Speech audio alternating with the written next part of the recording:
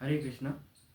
आज मैं आपको सुदर्शन चक्र के बारे में बताना चाहूँगा कि द्वापर युग में भगवान कृष्ण को सुदर्शन चक्र किन किन लोगों से प्राप्त हुआ था। पहले तो इसकी दो कथाएं आती है। ये तो मेन जो है कि सुदर्शन चक्र भगवान कृष्ण को परशुराम जी से प्राप्त हुआ था और महाभारत के सभा पर्व में आदि पर्व के अंत में जब अर्जुन खंडवन में आग लगाते तभी वरुण देव से भी एक चक्र उनको प्राप्त हुआ था। लेकिन वो आई थिंक सो वरुण चक्र था, सुदर्शन नहीं था। सुदर्शन की तरफ बहुत सारे चक्र हुआ करते हैं, इंद्र चक्र होता है, वरुण चक्र होता है, इस तरह से। तो वरुण देव ने और एक उनको चक्र प्रदान किया था। लेकिन जो सुदर्शन चक्र था, जब भगवान ने कृष्ण अवतार धारण किया था, वो उनको परशुराम जी से प्राप्त हुआ था।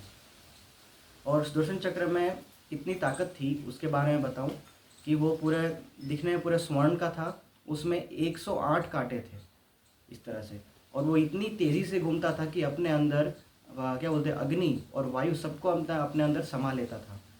सुदर्शन चक्र के अंदर हनुमान जी की महाशक्ति थी, रुद्र की महाशक्ति थी, पूरे 12 रुद्रों की, फिर उनके विजय त्रिशूल की, जो शिव जी का त्रिशूल है, ब्रह्मा जी का तेज है, इंद्र का वज्र है, फिर पूरे 12 महीने हैं, 12 महीनों की पूरी क्या बोलते हैं, उनका तेज है उसके अंदर।